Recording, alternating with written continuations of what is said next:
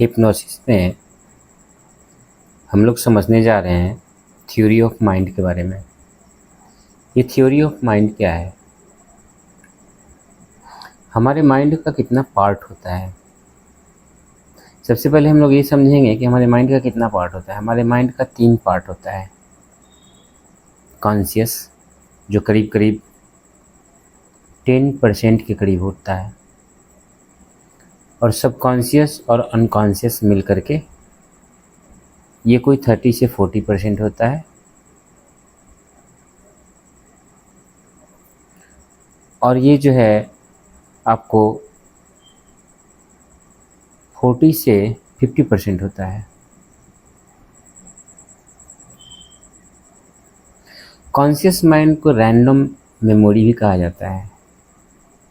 इसका मेन काम होता है फोकस करना।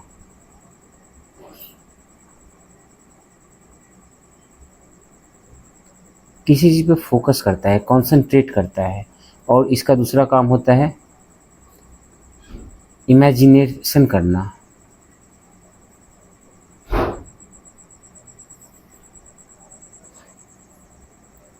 तो कॉन्शियस माइंड का यूज करके हम 2 काम करते हैं, या तो फोकस करते हैं या इमेजिनेशन करते हैं। जैसे आप मेरी बात सुन रहे हैं तो अभी आपका कॉन्शियस माइंड काम कर रहा है। और अगर मैं आपसे कहूँ कि आप एक ऐसी चीज़ की कल्पना करें जो सोने का हो और हवा में उड़ता हो, तो ये इमेजिनेशन भी जो है वो कॉन्शियस माइंड के द्वारा ही बनाया जाएगा। एक आता है हमारा सबकॉन्शियस माइंड। हालांकि मेनली आप बहुत सारे बुक्स में देखेंगे तो उस सबकॉन्शियस माइंड को ही ये पूरा पार्ट, जो अनकॉन्शियस और सबकॉन्शियस दोनों को एक ही बताते हैं, सबकॉन्शियस माइंड ही बताते हैं। हालांकि ये 3 पार्ट होते हैं। सबकॉन्शियस, जिसको मॉडर्न मेमोरी भी कहा जाता है, ये जो हमने कल क्या करा, परसों क्या करा, उसके पहले क्या करा, ये सभी चीज़ों का जो जोड़ है, पिछले साल क्या किया, उसके पिछले साल क्या किया, इन सभी चीज़ों का जो जोड़ है, जो मेमोरी है, जो मॉडर्न मेमोरी, जो इस लाइफ की मेमोरी है, वो हमारे सबकॉन्शियस माइंड में रहती है। अनकॉन्शियस माइंड में जो प्रिमिटिव मेमोरी भी कहा जाता है, जब हम पेड़ पौधे थे, जब हम पत्थर थे, जब हम और छोटे ऑर्गेनिजम्स थे, तो ये सारी की सारी मेमोरी, और अभी तक डेवलप जो हुए ह्यूमन में, तो सारी मेमोरी जो है हमारे अनकॉन्शियस माइंड में पड़ी होती है। इसे स्टोर हाउस ऑफ कॉन्शसनेस भी कहा जाता है। बीच में एक माइंड जो होता है, जो मेनली हमें थ्योरी ऑफ माइंड में समझनी है, क्रिटिकल माइंड।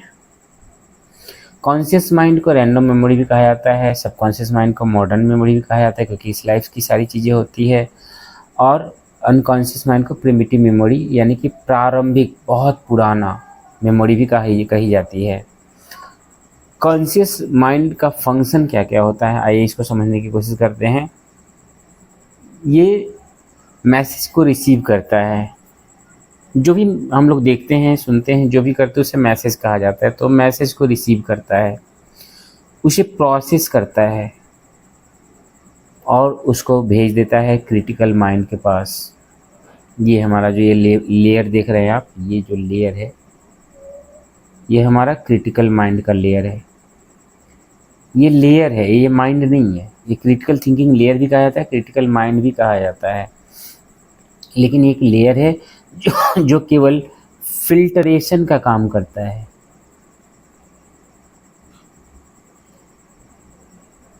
जैसे आप किसी व्यक्ति को अगर कह दें कि अरे तुम तो बेवकूफ़ हो, लेकिन अगर उसके अंदर बहुत ही स्ट्रॉन्ग बिलीफ है, जो सबकॉन्शियस माइंड में होता है, अभी हम लोग पढ़ेंगे यहाँ पर, जो स्ट्रॉन्ग बिलीफ है, उसमें उसको पड़ा हुआ है कि नहीं, मैं एक बेवकूफ़ इंसान नहीं हूँ, मैं तो बहुत ही समझदार इंसान हूँ, तो वो इस बात को उसका क्रिटिकल माइंड, वो जो है क्रिटिकल माइंड, वो सबकॉन्शियस माइंड को देखता है, उसके अंदर जो इन्फॉर्मेशंस होता है उसको प्रोसेस करता है क्रिटिकल माइंड।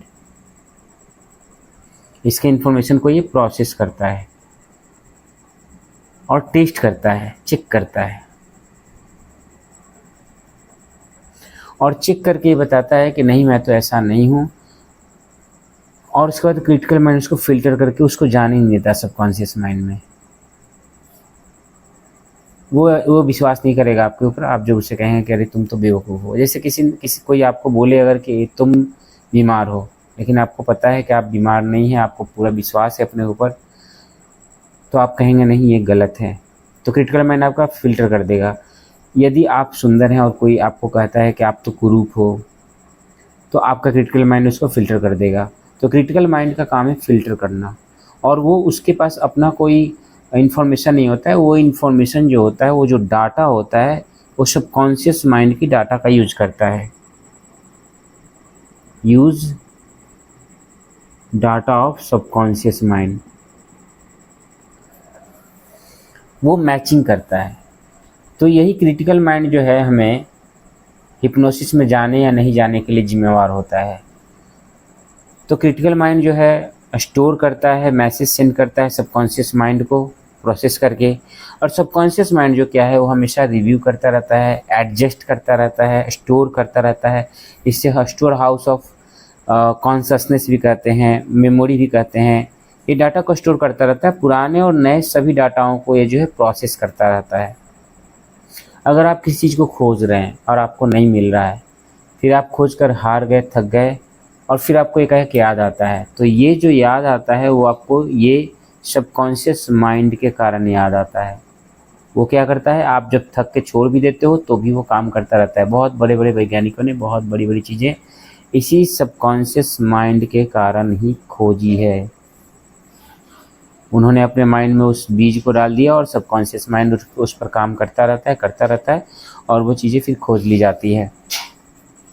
तो अभी हम लोग पढ़ रहे हैं कि समझ रहे हैं कि सबकॉन्शियस माइंड, कॉन्शियस माइंड क्या काम करता है। आगे है हमारा कि क्रिटिकल थिंकिंग लेयर को यहाँ पर मुझे क्यों मैंने इसको इतने बड़े बड़े अक्षरों में लिखा है, इसको समझने की कोशिश करेंगे कि क्रिटिकल थिंकिंग लेयर ये क्या करता है। किसी भी तरह के डाटा को माइंड में जाने देना है या नहीं जाने देना है, यही क्रिटिकल थिंकिंग लेयर यानी कि क्रिटिकल माइंड भी इसे कहा जाता है। ये सारा का सारा काम यही करता है। तो आगे हम लोग समझेंगे कि इस क्रिटिकल माइंड को कैसे मैनेज करना है, कैसे क्या करना है। तो आप ये जो मोडालिटी ऑफ माइंड है, थ्योरी ऑफ माइंड है, इसमें आप इन तीनों जो मैंने आपको बताया अभी, कॉन्शियस, सबकॉन्शियस, अनकॉन्शियस, तो ज़्यादा कुछ मतलब है नहीं। कॉन्शियस, सबकॉन्शियस और क्रिटिकल माइंड को आप रिवाइज करेंगे और इसके वर्किंग पैटर्न को इसको समझेंगे। अभी आगे बहुत सी थ्योरीज़ है, कोई इतनी ही थ्योरीज़ नहीं है, लेकिन मैं कोशिश करूँगा कि आपको छोटे छोटे वीडियोज़ में आपको दूँ ताकि आपको कठिन ना पड़े और बहुत ज़्यादा लंबा ना पड़े। क्रिटिकल माइंड को हम लोग पूरे हिप्नोसिस में केवल एक ही चीज़ सीखते हैं, क्रिटिकल माइंड को बाईपास करना,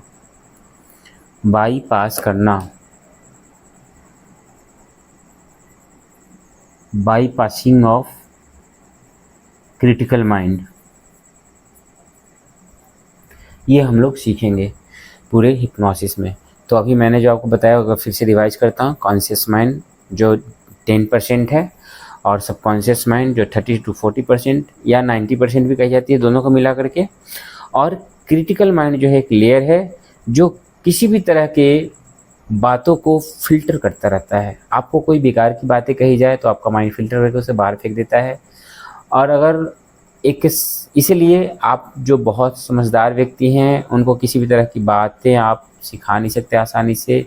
जो बहुत ज़्यादा ही IQ वाले हैं उनको आसानी से आप नहीं सिखा सकते, बहुत ज़्यादा क्वेश्चन करते हैं वो, उनका क्रिटिकल माइंड बहुत ही शार्प होता है। और जो बहुत ज़्यादा विश्वासी हैं उनको सिखाया जा सकता है। इसलिए कहा जाता है कि अगर आप विश्वास करते हैं तो आप ज़्यादा जल्दी सीखेंगे, अगर आप नहीं करते हैं तो आपको अपने दम पर सीखना होगा और बहुत कठिनाइयाँ झेलनी पड़ेगी। प्रत्येक चीज़ के फ़ायदे भी होते हैं और नुकसान भी होते हैं। तो अगर आप विश्वास करते तो जल्दी सीख जाते, विश्वास नहीं करते तो आपको स्वयं से सीखना होता है। तो क्रिटिकल माइंड को बाईपास करना ही हम इस पूरी थ्योरी में सीखेंगे। आगे जो अभी मैं थ्योरी देने वाला हूँ और भी वीडियोज़ में, तो अभी इतना ही।